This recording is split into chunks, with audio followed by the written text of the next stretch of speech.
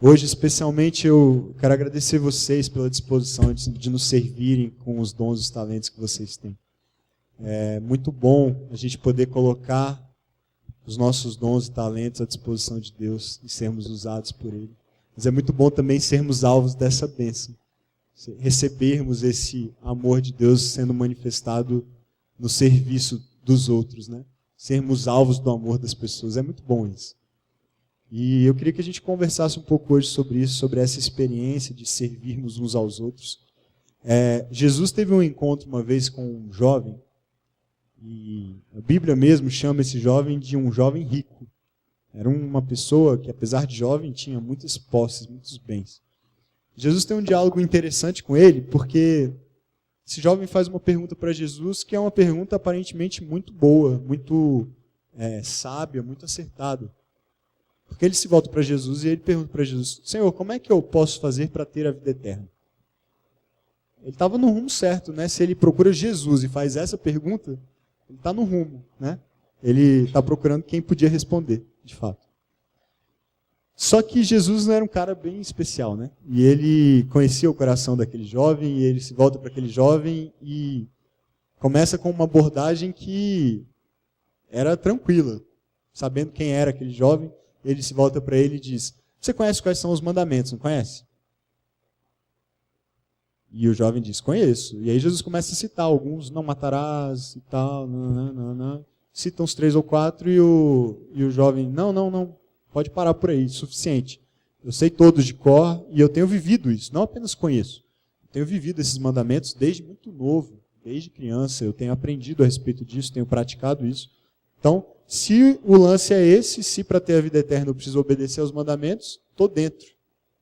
Assunto resolvido. Só que aí a conversa se desenrola e Jesus se volta para ele e diz assim, o texto, em Marcos capítulo 10, versículos 21 e 22. Jesus olhou para ele e o amou. E disse: falta-lhe uma coisa. Você está no caminho certo, falta só uma coisa. Vá, venda tudo o que você possui e dê o dinheiro aos pobres. E você terá um tesouro no céu. Depois, venha e siga-me. Falta só uma coisa, mas, pô, que coisa, né? Podia ser mais fácil. Falta só uma coisa. Podia ser assim, vai ali, busca uma cadeira para eu sentar e está resolvido. Vamos trocar uma ideia aqui. Me hospeda na sua casa essa noite, me serve um jantar e está resolvido. Aí Jesus apela, né? Vai, vende tudo que você tem, e ele era bem rico. Dê para os pobres, depois siga-me e está resolvido o seu problema.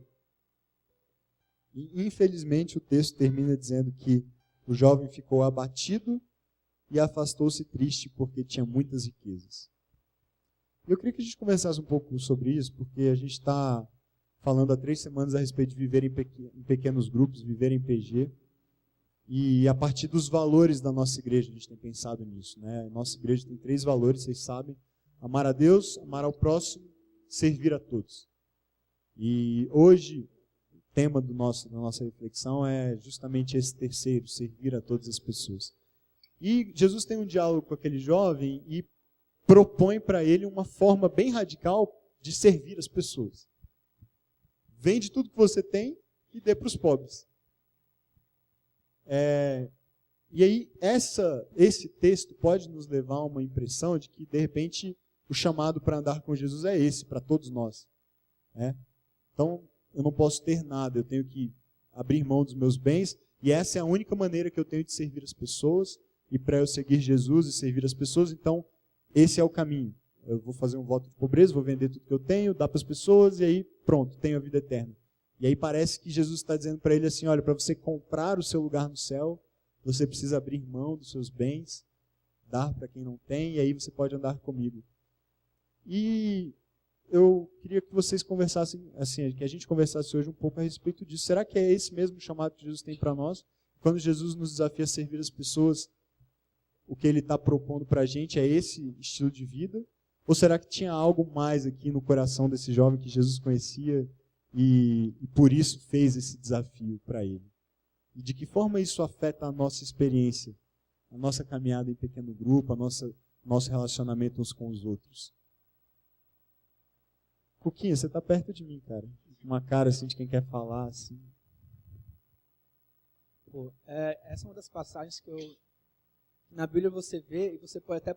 Jesus era muito incrível, né? Que você pode ver umas coisas que parece que não são consistentes quando fala assim, cara, porque ele chega para uma pessoa e fala, cara, você está muito perto, falta só isso. Ele chega para outra pessoa, cara, você tem que vender tudo. Você é mais difícil tal pessoa ir para o céu do que um camelo passar numa agulha. Então é uma coisa assim que você fala, caramba, que inconsistência. Mas depois você vê que Jesus era especial por causa disso, porque ele falava olhando o coração, entendeu? Ele sabia que o coração daquele jovem, o que mais distanciava ele das pessoas de Jesus, eram as riquezas que ele possuía, entendeu? Então eu acho que Jesus assim, ele é muito cirúrgico, até na forma que ele trata a gente, como ele fala com a gente, é que ele vai lá onde você tem a maior dificuldade. Às vezes te servir é o seu tempo, é o que você mais tem dificuldade, às vezes são as suas riquezas, às vezes as suas prioridades. Então eu acho isso sim em Jesus, sabe? Eu vejo que você vendo a interação que Jesus tinha com todas as pessoas da época, você percebe que ele ia exatamente no ponto que você mais precisava melhorar, onde seu coração ainda estava um pouco meio duro nessa área de serviço e de amar as pessoas. Tiagão, você já teve alguma experiência assim na sua caminhada com um pequeno grupo, ou com as pessoas que são próximas a você, em que você se viu desafiado assim a, caramba, eu tenho que fazer alguma coisa por elas, e de repente o chamado de Jesus parecia meio estranho na hora, ou meio difícil, ou até desconfortável, para você abrir mão de alguma coisa, ou se dispor a fazer alguma coisa por alguém, ou de repente alguém já fez isso por você, como você se sentiu? Já aconteceu uma situação assim? Pô, Pedrão, já aconteceu demais. Por exemplo, o Jean, né, ele infelizmente não está aqui, mas ele foi uma pessoa que marcou muito, porque na minha antiga igreja eu participava muito, eu era o líder da integração, recepção lá, e eu estava chateado com algumas coisas, não sabia de nada. E o Jean, com aquele jeitão dele, pô, Jean, se estiver assistindo, cara, abração, ó. Cara, top, velho. E o evangelho é isso, né? O Jean, ele, aqui na TIB, né, da mesma forma que muitas pessoas me recepcionaram tão bem, eu fui marcado e Deus me falou para eu sair do meu local de descanso e voltar a caminhar e a atuar. E é isso que várias vezes tenho sentido levado a fazer. Por exemplo, várias vezes no meu dia, às vezes sem tempo, mas eu pensei, sei lá, às vezes é uma pessoa na cabeça e eu, caraca, Deus, eu tenho que falar e ficar agoniado. E várias pessoas com quem eu falei, mandei mensagem, às vezes liguei, enfim, ou convidei pro PG mesmo. E a pessoa, caraca, Tiagão, era isso que eu estava precisando ouvir. Então, quando vieram o PG, caraca, Tiagão, pô, era o que eu estava precisando. O PG mesmo é uma resposta de Deus muito grande na minha vida, porque de onde eu vim não tinha esse PG. E era uma coisa que eu ansiava muito, porque na igreja, há muito tempo atrás, de uma outra igreja que eu era, tinha PG. Aí eu fui para uma outra que não tinha PG, era uma igreja muito grande, e eu como líder da integração, cara, era muito difícil conseguir integrar a galera, porque o pessoal pensa que assim, você só vai na igreja para buscar Deus e pronto. Não, mas evangelho é relacionamento. Então, tipo, se não há um relacionamento na igreja, a pessoa pode ir 1, 2, 3 vezes, mas se ninguém vai falar com ela, ninguém vai ter um contato, conversar com ela, ela muitas vezes se sente desestimulada a continuar.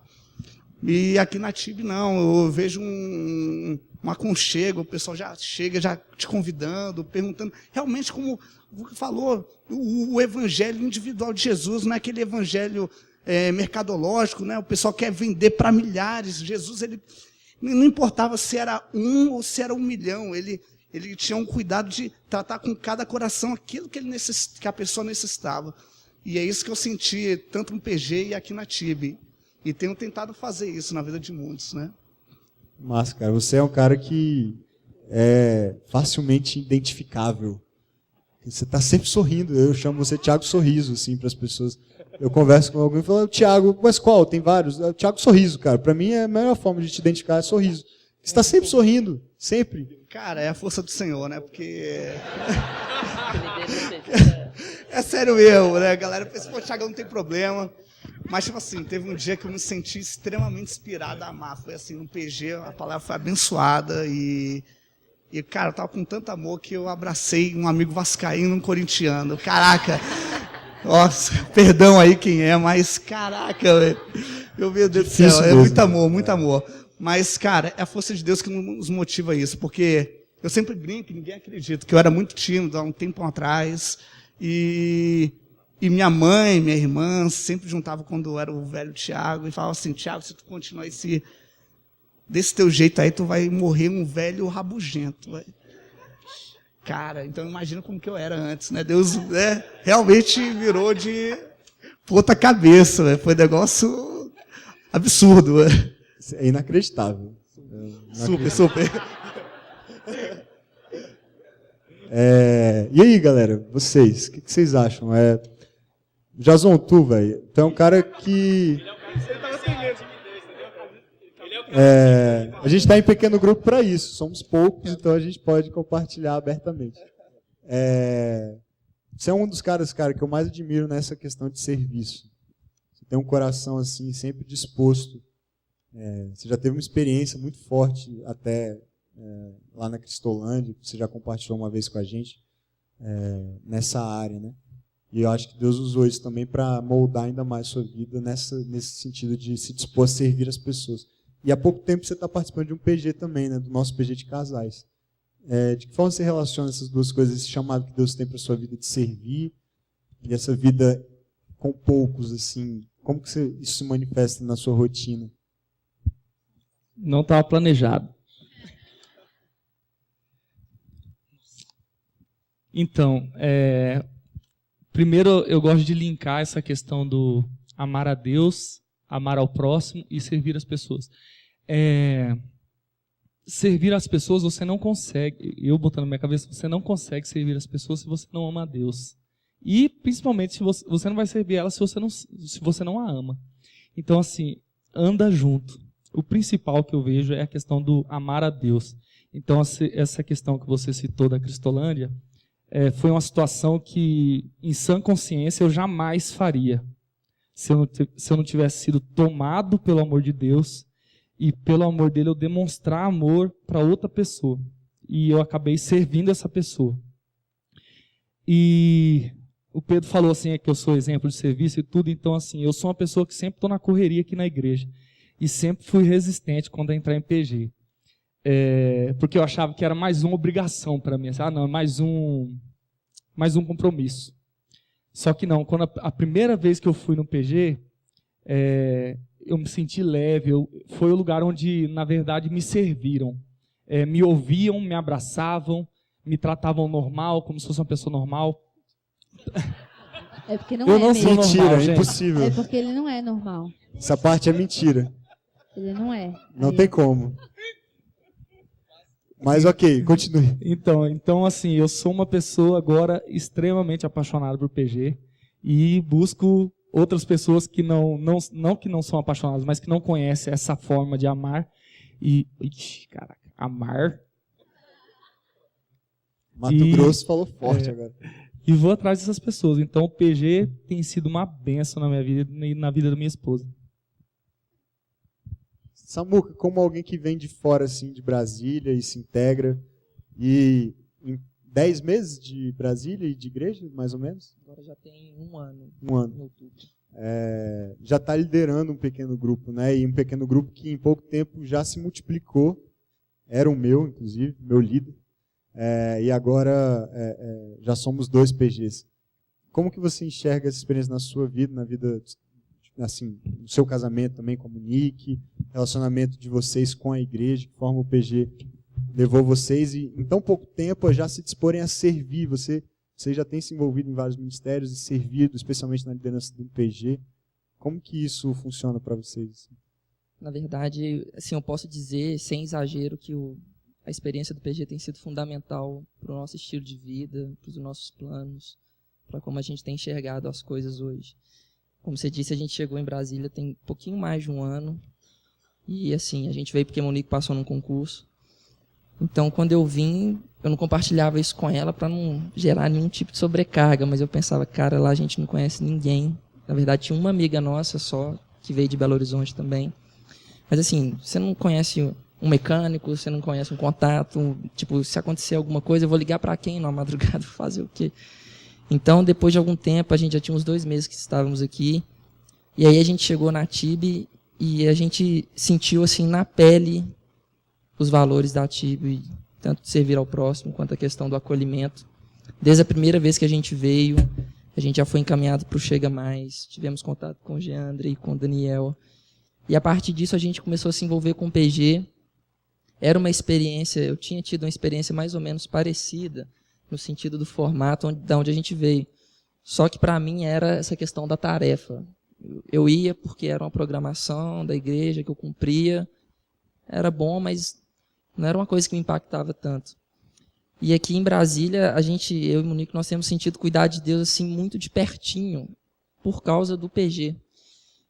Eu tinha um pensamento que eu falava, cara, meus amigos eu fiz da infância, eu trouxe da infância, eles vão ficar todos em Belo Horizonte. No Natal, no Réveillon, a gente se vê, porque amigo mesmo, eu acho que eu não vou fazer mais agora, velho. Todo mundo diz que Brasília é uma cidade fria, acabadinho que ninguém tá mesmo, nem... né? Velho pra caramba. O cabelo tá massa. Mas aí, tipo, e eu, assim, falava com Deus. Eu não chegava a pedir amigos e tal, mas eu gosto tanto do clima de família, de poder sentar numa roda, bater um papo, assistir um jogo do Galo. Eu adoro essas coisas, então. E aí, Deus cuida desses detalhes, e é isso assim que me emociona quando eu falo em PG. Deus vai ali naquele cantinho do seu coração, onde Ele sabe que você está sentindo aquela falta, onde Ele sabe que você precisa daquela força. E a nossa experiência com o PG tem sido assim. O pessoal nos acolheu, parece que já conhecia a gente há um tempão, e de uma forma assim totalmente despretensiosa. O pessoal sempre deu força, mandava mensagem, eu ficava, cara, o cara nem me conhece, o Bob, o cara me manda mensagem por dia. Eu vou no PG de casado porque o Bob não para de me chamar. Aí a gente conheceu o PG de casado, e a gente se envolveu, e aí depois passamos a liderar nessa questão de servir, de querer. Então, várias coisas bacanas já aconteceram. Mutirão para pintar um quarto do bebê que está chegando, levar um casal que está indo para a África fazer missões e estava sem carro para ir para o aeroporto. E a gente busca servir porque a gente é muito servido. Eu e Monique, a gente fala com certeza, a gente é muito servido. O meu próprio exercício profissional hoje em Brasília foi de relacionamento que a gente tinha em PG. Então, assim, não só nessas questões materiais, nessas ações práticas, mas essa questão do conforto do coração, de saber que a gente tem amparo aqui, que a gente tem pessoa com quem a gente conta, reparte alegrias, momentos difíceis. Então, assim, o PG tem sido uma experiência que definiu o nosso estilo de vida. A gente tinha a mentalidade de voltar para a BH, depois do estágio probatório.